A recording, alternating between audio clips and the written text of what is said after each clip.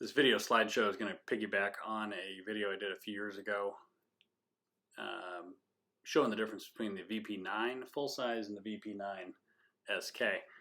Today we're going to be adding the Glock 19 into the mix.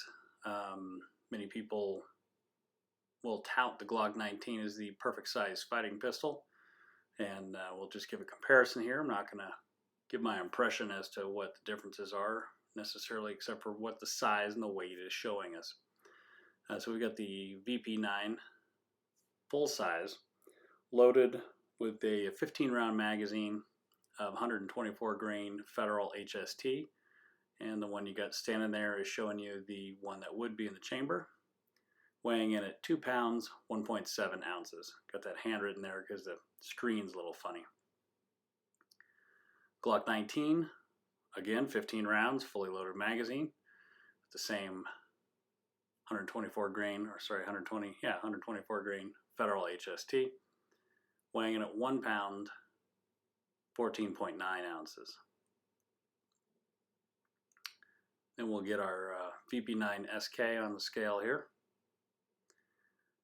and this guy is going to run you 1 pound 13.1 ounces.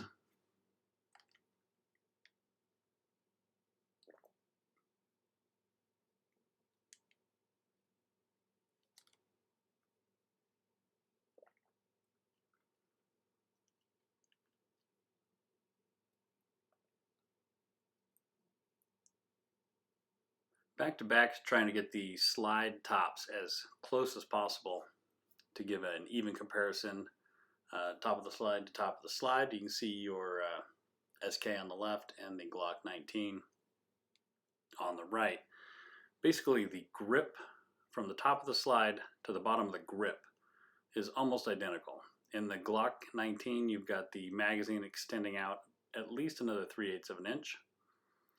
And on an overlay, the Glock 19 slide length towards the front is at least 3/8 to 1/2 inch longer. And we'll get a bottom shot here in just a second. It was hard to get these overlay shots because the guns didn't want to lay on top of each other and pose for the photos for me. You can see a good shot of the grip length there. That is a pretty fair lineup as far as the length, and trying to get the top of the slide even to show the overall length of the grip. So if you were to add the extended magazine and be able to get your fourth finger onto the bottom of the SK, it would actually be longer than the Glock 19's grip. And there's kind of an overview shot. The SK is actually longer in the back because the slide is longer in the rear. There's a little bit more overhang to the what would be a beaver tail if it was a true beaver tail.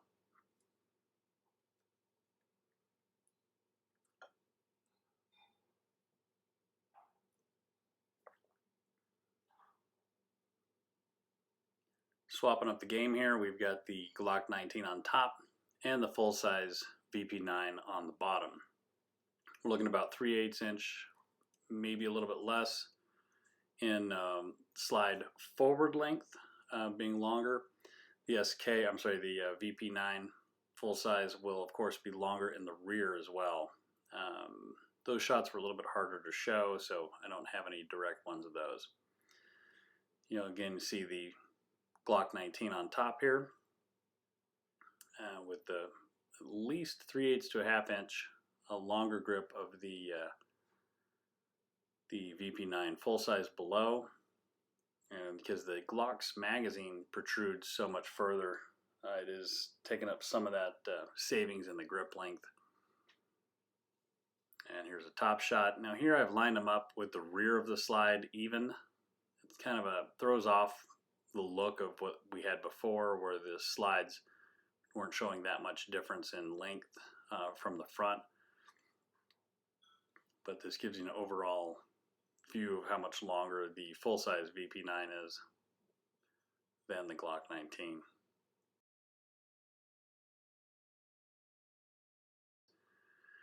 Now this is a better lineup to where the top of the slide is very even between the two, and you can see the overall height of the guns being much smaller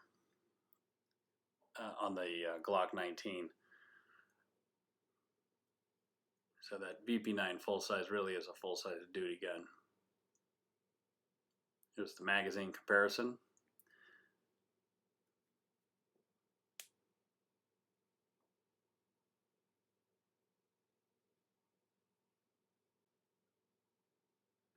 You do have both 15 round magazines for the VP9 and the Glock 19, but only a 10 round for the SK.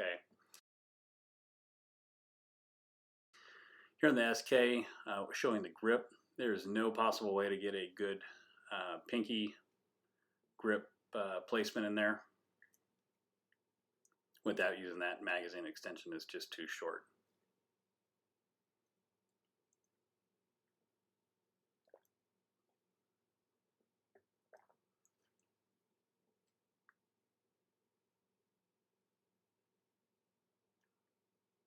On the Glock 19, you can see you get a full grip.